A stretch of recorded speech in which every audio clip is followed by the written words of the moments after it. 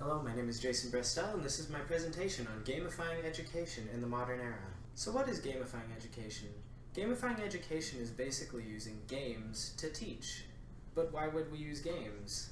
Well, basically, they're fun, they're engaging, and they're extremely adaptable.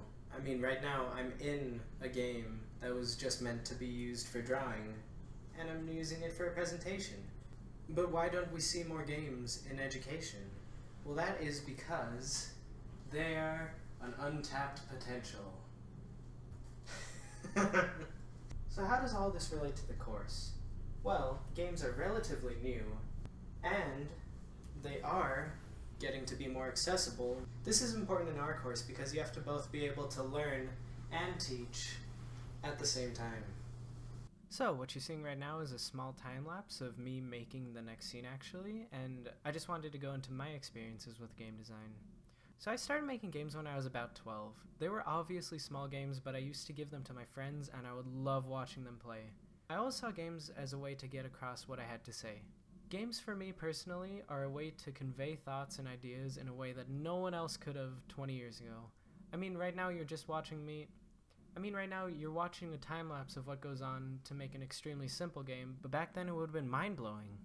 The technology behind creating games is making it easier and easier for anyone to do it. Back when I started, I remember spending hours to get a character to just move forward, but now all anyone has to do is open up a template file and drag and drop in assets. Games have come a long way, and soon it'll be simple enough to create a game in the same amount of time that it takes to make a PowerPoint. For now, I can only dream of going into class and playing games to learn, but hopefully the next generation will be lucky enough to.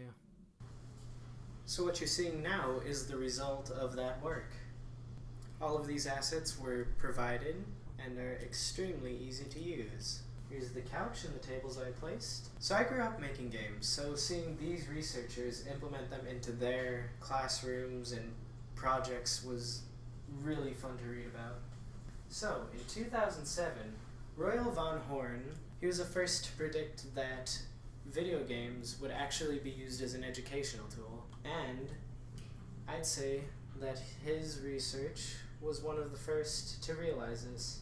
Overall, I believe that Horn wanted to see games become something bigger than they already were. So, for that, he gets to go through the window. Yes, first try. So this man and his team created a story-driven game that was designed to teach children about the Romans. Throughout making the game, they found out that there was no set structure for all educational games. So that's basically what their research paper was about. It was detailing how there was no methodology for creating a game and being able to convey knowledge. They decided that it was important to focus on the story more than the gameplay. Basically what I picked up from their research was that as a game developer, you need to focus on creating elements that will both be interesting to the player and be able to get your point across. Their team worked hard on creating puzzles and story elements that were able to convey the feeling that they wanted, as well as getting the information that they wanted to get across to the player. Through the window you go. Hup. Hup. Yeah. Hup.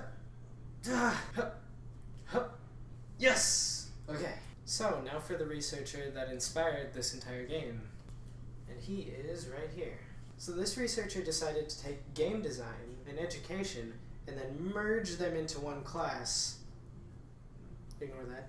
So that the students could both learn and teach at the same time. The project was basically an entire social studies project combined into one single game. The students started off the semester learning how to program a game, and then by the end of the semester, once they were proficient at programming, they did their capstone project. This was no simple task because in order to teach someone, you have to know the subject thoroughly. And as a teaching strategy, game development was extremely useful. Each student had fun creating games, as well as playtesting their fellow classmates' games. Each student had a chance to review other students' games. This allowed for instant feedback, and as a game developer, I'm quite jealous. Overall, the project was a success, and some of the students continued on to make games. Overall, it's a really interesting read if you're into game design. Hip, hup. Yes. So what does this mean for the future of learning? I see games bringing a new level of class participation and engagement to the classroom. I see entire classes joining online forums not because they have to, but because it's engaging and they enjoy it. Games provide an unparalleled level of freedom to the student, and the diversity of games is simply unmatched. If done right, any game can be exciting and engaging. There's no limit to what you can do with games, and for the most part, everyone will enjoy them. The only problem that I foresee is that at the moment, most people do not want to invest in games because they're basically still seen as just an entertainment device. But if we start looking at games rather than as an entertainment device, and as more of a medium to get information across, I believe that games really are the future of making education fun again. Thank you.